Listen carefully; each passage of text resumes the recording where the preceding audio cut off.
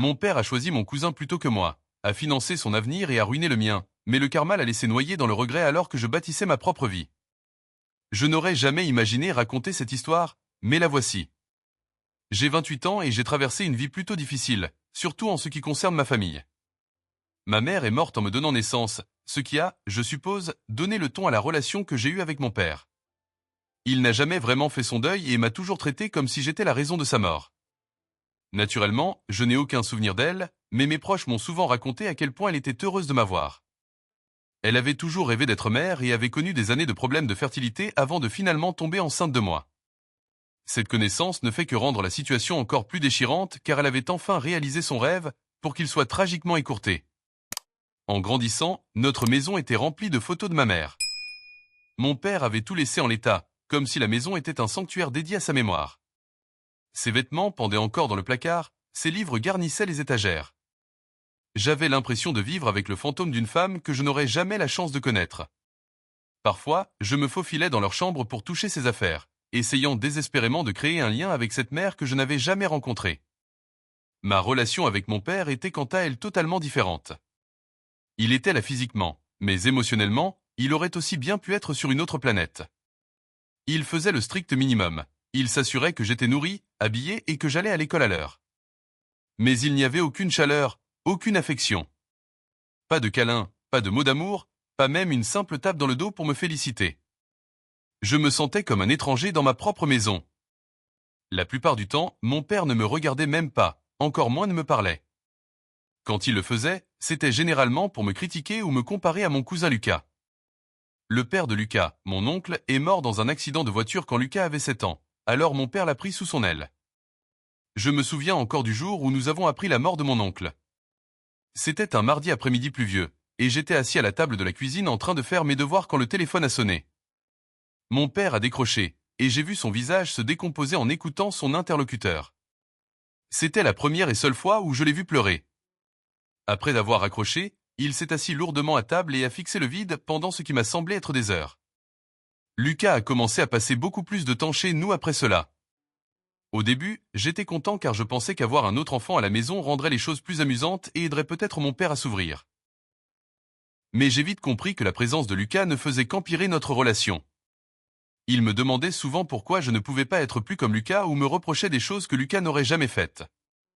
On aurait dit que Lucas était le fils qu'il avait toujours voulu et que je n'étais qu'un intrus. Lucas était sportif, sociable et charmant alors que j'étais plutôt timide et adorais lire. J'ai travaillé dur pour rendre mon père heureux. Mais cela n'a jamais semblé suffire. J'ai essayé de m'intéresser à ses passions, j'ai eu de bonnes notes, j'ai rejoint toutes les équipes sportives. Pourtant, pour mon père, Lucas ne pouvait rien faire de mal. Il le complimentait pour les plus petites choses, alors que mes propres réussites passaient inaperçues.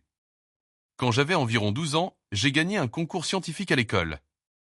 Mon projet était une maquette complexe du système solaire avec des planètes mobiles. J'y avais travaillé pendant des semaines et me réjouissais d'en parler à mon père. Je pensais que cela le rendrait enfin fier. Mais en rentrant, alors qu'il riait et discutait d'un match de football avec Lucas, je lui ai annoncé ma victoire. Il s'est contenté de hocher la tête avant de reprendre sa conversation. J'avais l'impression de ne pas exister. Les choses ont empiré avec l'âge. Comme nous étions dans la même classe, les gens nous comparaient souvent. J'avais de meilleurs résultats que Lucas au lycée, mais mon père trouvait toujours un moyen de minimiser mes efforts en disant que Lucas avait des choses plus importantes à penser que les notes. Lors d'une réunion parents-professeurs, mon professeur de français a vanté une dissertation que j'avais écrite. Il a dit à mon père que c'était l'une des meilleures copies qu'il ait jamais lues pour un élève de mon âge et qu'il pensait que je pourrais devenir un excellent écrivain. Mon père a juste grogné et demandé si cela m'aiderait à obtenir une bourse pour le sport. Le professeur était perplexe, et j'étais mort de honte. Malgré tout, une partie de moi espérait encore que les choses changent. Je me disais que peut-être, si je trouvais la bonne chose à faire, je pourrais enfin gagner son amour. J'ai poursuivi ce rêve impossible toute mon enfance et mon adolescence. Quand est venu le moment de l'université, le coup de grâce est tombé. J'avais travaillé dur, j'avais été accepté dans une bonne faculté, et j'étais prêt à construire mon avenir.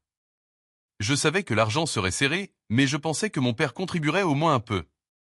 Je me trompais lourdement. Un jour, je l'ai entendu au téléphone avec Lucas, lui disant qu'il paierait intégralement ses frais de scolarité. Mon cœur s'est arrêté.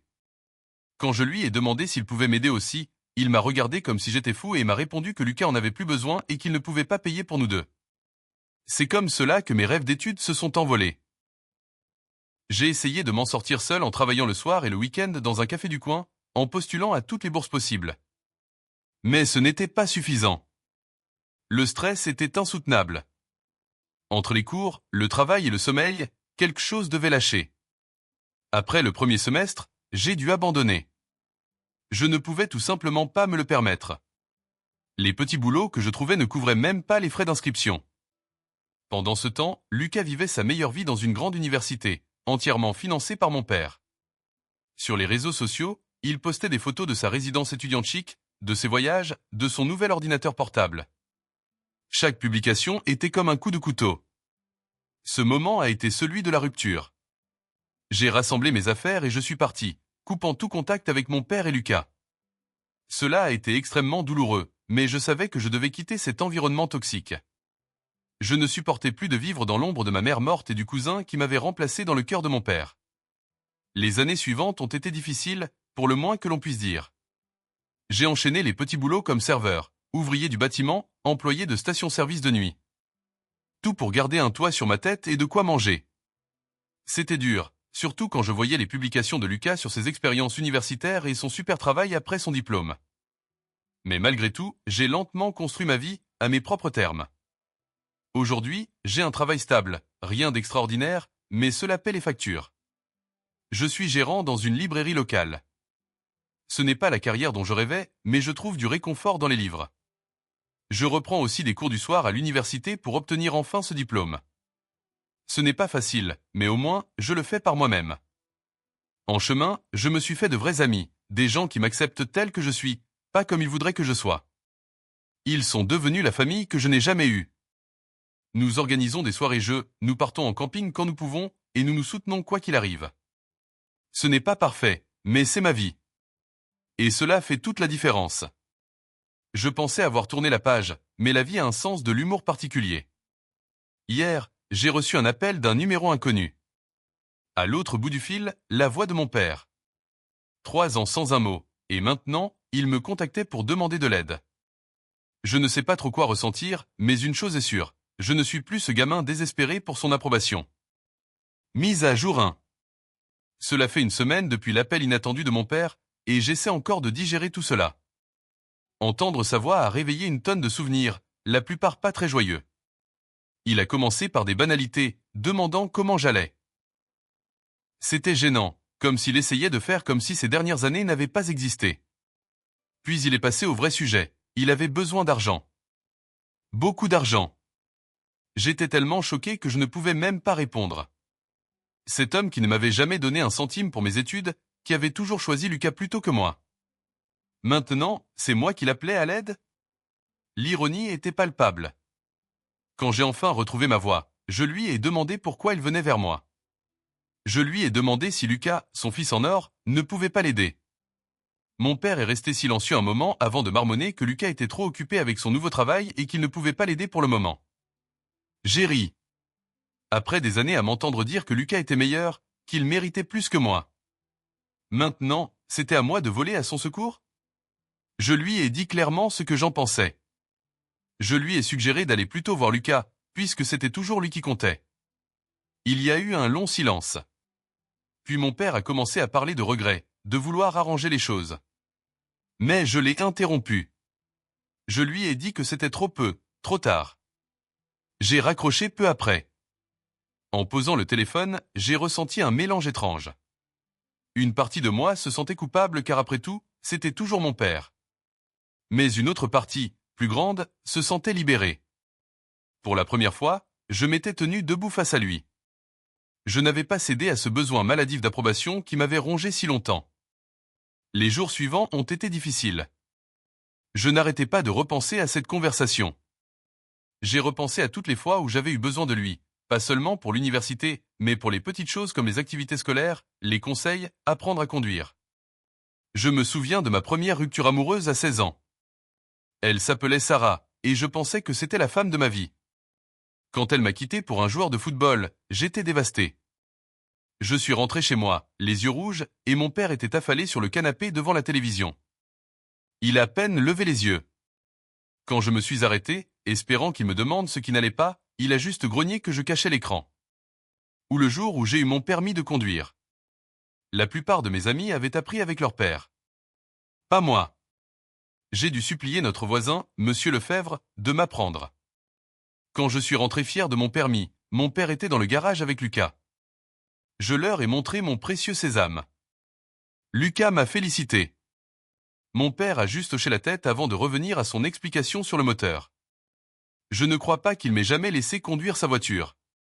Une question me taraudait. Dans quel genre de problème était-il pour en arriver à me demander de l'argent? Mon père était si fier, trop fier. Cela devait être grave pour qu'il baisse la garde ainsi. Malgré tout, j'étais un peu inquiet. Mais ensuite, j'ai repensé à toutes les fois où j'avais dû me débrouiller seul, quand je n'avais pas assez d'argent après avoir dû quitter la faculté. Est-ce qu'il s'en était soucié, lui? Non. J'ai construit ma vie sans son aide. Pourquoi devrais-je l'aider maintenant? Je me souviens de ma première année après être parti. J'avais déménagé dans une autre ville, loin de tout cela. J'avais pris n'importe quel travail, trouvé un studio minuscule que je pouvais à peine payer. Le jour, je faisais le ménage, la nuit, je servais au bar. Je rentrais épuisé, les pieds en feu, empestant la bière et la cigarette. Certains soirs, je me demandais si j'avais pris la bonne décision. Mais je repensais à cette sensation constante de ne jamais être à la hauteur, et je savais que j'avais bien fait. Au fil des jours, je me suis senti de plus en plus en paix avec mon choix. En refusant sa demande, je lui renvoyais enfin la balle. Je n'étais plus ce gamin qu'il pouvait ignorer et maltraiter. Aujourd'hui, je suis un adulte. Je décide pour moi-même. Et je ne lui dois rien. Pourtant, une question me trottait dans la tête. Que s'était-il passé pour que Lucas, l'enfant parfait, ne puisse ou ne veuille pas aider? J'ai hésité à creuser. Voulais-je vraiment rouvrir cette boîte de Pandore? J'ai pensé à contacter la mère de Lucas, ma tante. Elle avait toujours été gentille avec moi, même si parfois distante. Mais la dernière fois que je l'avais vue, à une réunion familiale, elle avait serré Lucas dans ses bras en disant combien elle était fière de son entrée dans une grande école. À moi, elle avait juste adressé un sourire poli et une tape sur l'épaule.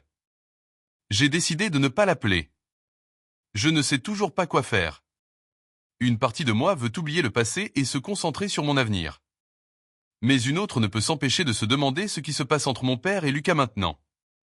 Le temps me dira si je décide d'en savoir plus ou non. Mise à jour 2. Cela fait environ un mois depuis ma dernière mise à jour, et beaucoup de choses ont changé. Ma curiosité a fini par l'emporter. J'ai décidé de découvrir pourquoi mon père avait soudain besoin d'aide et pourquoi Lucas ne faisait rien. J'ai commencé par contacter quelques amis de la famille encore en contact avec mon père. Au début, ils étaient réticents, mais j'ai fini par reconstituer le puzzle. D'abord, j'ai appelé Madame Dubois, la meilleure amie de ma mère. Elle a hésité avant de me révéler la vérité. Mon père avait tout misé sur Lucas. Bien plus que les frais de scolarité. Il l'avait aidé à acheter un appartement, lui avait offert une voiture, avait investi dans une start-up que Lucas voulait lancer. Pour cela, mon père avait pris des crédits, avait mis sa maison en hypothèque. Il était noyé sous les dettes. Tout cela pour offrir à Lucas la vie qu'il méritait. Madame Dubois m'a raconté une conversation qu'elle avait eue avec mon père il y a quelques années. Il vantait les réussites de Lucas, disant qu'il allait devenir un grand entrepreneur. Quand elle avait demandé de mes nouvelles, il avait haussé les épaules en disant qu'il espérait que j'allais bien. Ensuite, j'ai parlé à Monsieur Lefebvre, notre ancien voisin. Il m'a appris que Lucas avait convaincu mon père d'investir dans une entreprise technologique avec des amis de faculté. Mon père avait hypothéqué la maison pour cela. Le hic? Le super travail de Lucas après ses études s'était révélé un échec total. La start-up avait coulé, et Lucas avait du mal à joindre les deux bouts. Quand mon père lui avait demandé de l'aide pour les dettes, Lucas avait rétorqué qu'il ne pouvait rien faire pour le moment.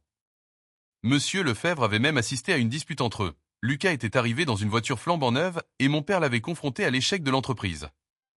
Lucas avait crié que ce n'était pas de sa faute, qu'il rembourserait quand il pourrait, avant de partir en trombe.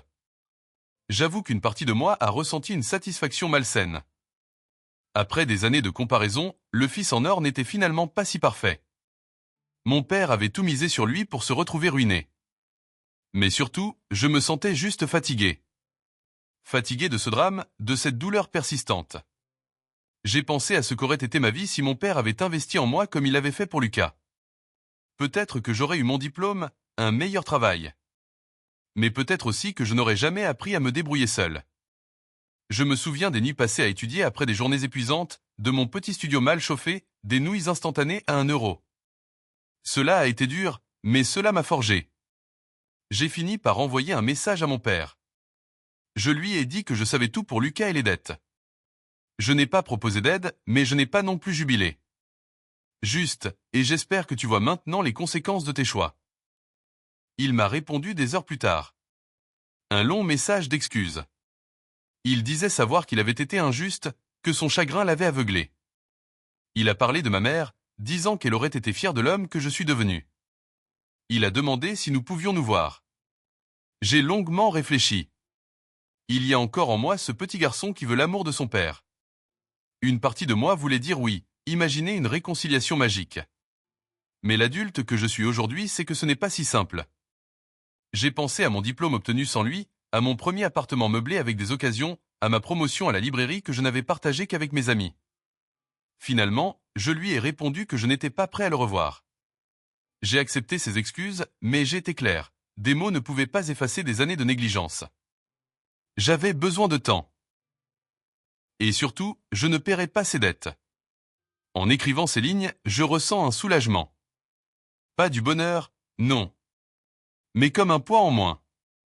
Pendant des années, je me suis demandé ce qui n'allait pas chez moi pour qu'il préfère Lucas. Maintenant, je comprends que ce n'était pas moi le problème. C'était lui, et son incapacité à faire face à son chagrin.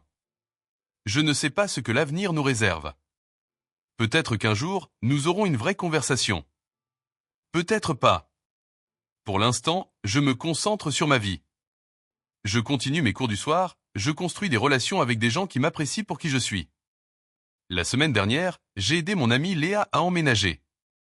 En déballant ses cartons, j'ai réalisé une chose. Cette famille que je me suis choisie, ces amis qui me soutiennent. C'est cela qui compte. Pas l'approbation de quelqu'un qui n'a jamais su voir ma valeur. La vie n'est pas toujours facile, mais je trace ma propre route. Et pour la première fois depuis très longtemps, j'ai l'impression d'être exactement là où je dois être. Je ne sais pas ce que demain apportera, mais je suis sûr d'une chose. Je l'affronterai à ma manière, avec la force que j'ai gagnée en me débrouillant seul. Et cela, aucune préférence paternelle ne pourra jamais me le prendre.